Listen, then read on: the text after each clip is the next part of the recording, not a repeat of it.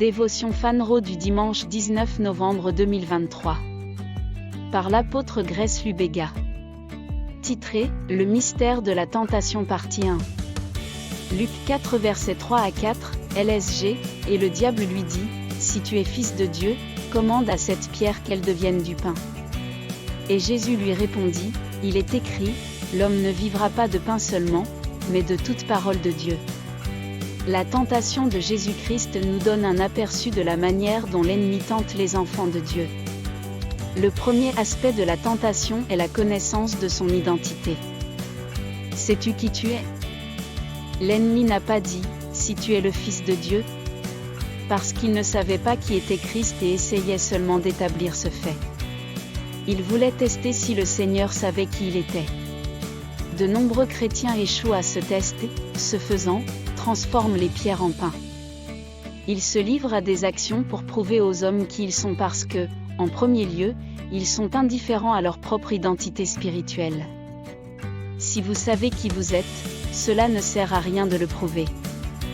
Il n'y a rien à réaliser en guérissant un boiteux simplement pour montrer aux observateurs que vous êtes un homme de Dieu.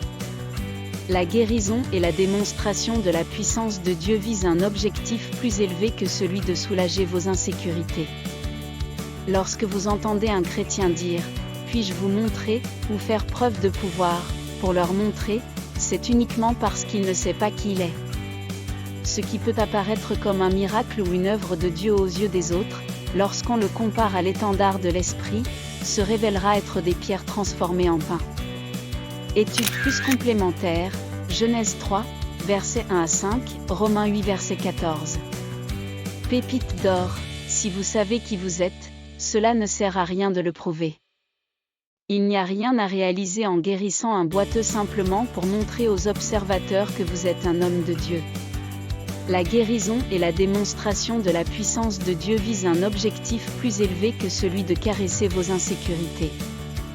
Prière. Père aimant, je te remercie pour cette vérité. Je sais qui je suis parce que j'ai la bonne vision de Dieu. Je suis un enfant du Dieu très haut et je suis ancré dans le Christ, mon identité. La Bible dit que ma vraie vie est cachée en Christ. Je ne me tourne vers rien d'extérieur pour me justifier mais vers toi, ma source et mon fondement, au nom de Jésus, Amen.